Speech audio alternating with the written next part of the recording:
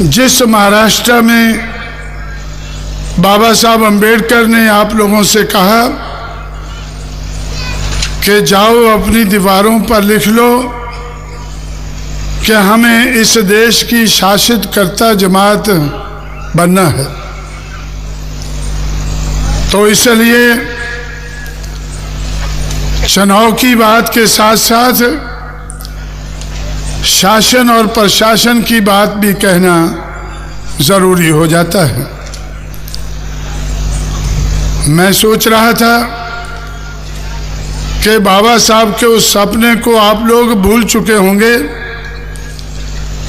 जिसके बारे में मैंने पश्चिम महाराष्ट्र में सुना, लेकिन आज बाउल खंडे ने पिछली मीटिंग में फिर उस याद को ताज़ा कराया कि बाबा साहब का ये कहना था कि हमें इस देश की शासित कर्ता जमात बनना है। इस लक्ष्य को पूरा करने के लिए उन्होंने हम लोगों के लिए संघर्ष किया और हमें कुछ अधिकार दिलाए। सबसे बड़ा अधिकार जो हमें मिला है वो बराबरी के वोट का अधिकार मिला है। One man one vote, one vote one value. एक आदमी का एक वोट और एक वोट की एक कीमत, इस किस्म का अधिकार बाबा साहब अम्बेडकर के संघर्ष के कारण हमें मिला और इस अधिकार का इस्तेमाल करके बाबा साहब अम्बेडकर के लोग इस देश की शासित कर्ता जमात बन सकेंगे, ऐसा उनका सपना था।